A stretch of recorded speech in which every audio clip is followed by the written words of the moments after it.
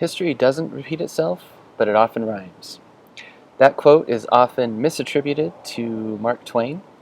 You can look it up to find the true genesis of it, but he's the guy that gets the most credit for saying it. I really love it, though, because it reminds us that we have to take context and change over time into consideration when we're thinking about how to connect the past to the present. And so that's something I just wanted us to think about this morning as we continue our work. Today is Sunday, so we're starting Unit 4 today. Of course, any assignments that you're still working on from past units, more than fine. Just go ahead and complete the work as you're able to do so. I'm really enjoying your insights on New Mexico's past and thinking about how that past still relates to us today. And that's something that can be kind of tricky with history. Again, it's really easy for us to want to say history repeats itself because there are similar patterns. There are similar issues that keep popping up. We continue to see issues of racial oppression, ethnic difference that are defining our current political, social, economic situation now. But again, we have to think about what was different about the context of the late Spanish colonial period, for example, that defined the sistema de castas, or the caste system. That's not exactly the same way that race and ethnicity are thought about today. Part of that has to do with the multiple layers of colonialism that New Mexico has experienced. We're just beginning to talk about the U.S.-Mexico War and the American takeover of the Southwest.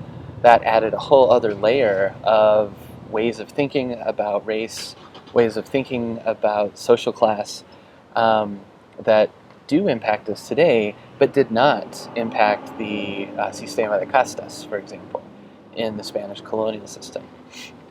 So that's just one example of something that we should keep in mind as we complete our work for this class and as we try to draw parallels between the past and the present.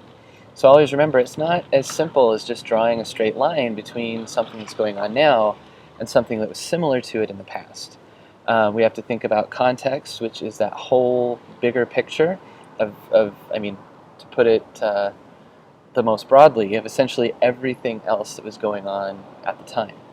It's helping us remember that the past is a foreign country, meaning that things were different a few hundred years ago, even in this same place. Also, we have to keep geography in mind because I keep using the sistema de castas. That's not the only example. It's just the one that is just most fresh in my mind right now. But the sistema de castas, of course, was a Spanish colonial construction.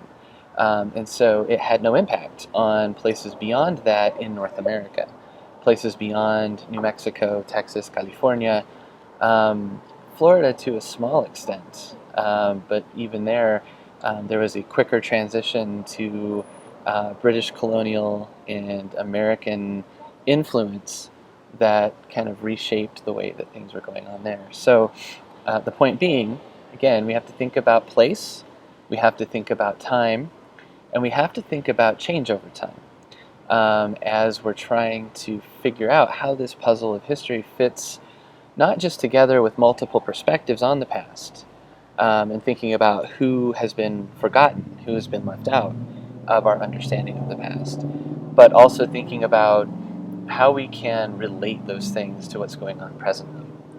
And so please, if you're interested, I'm posting this on the announcements board, but also on the discussion board. And if you're interested for extra credit, you can respond to the questions that I've posed below that have us think about those issues of context, of change over time, that are part of those 5 C's of historical thinking. Of course, you've probably all realized that 5 C's of historical thinking is just one framework for trying to understand how we might approach critically thinking about the past.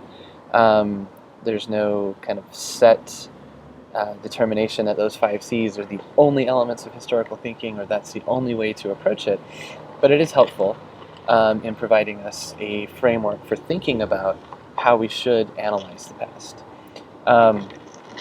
Hopefully that all makes sense. Hopefully it's helpful. Again, I'm really enjoying our work together.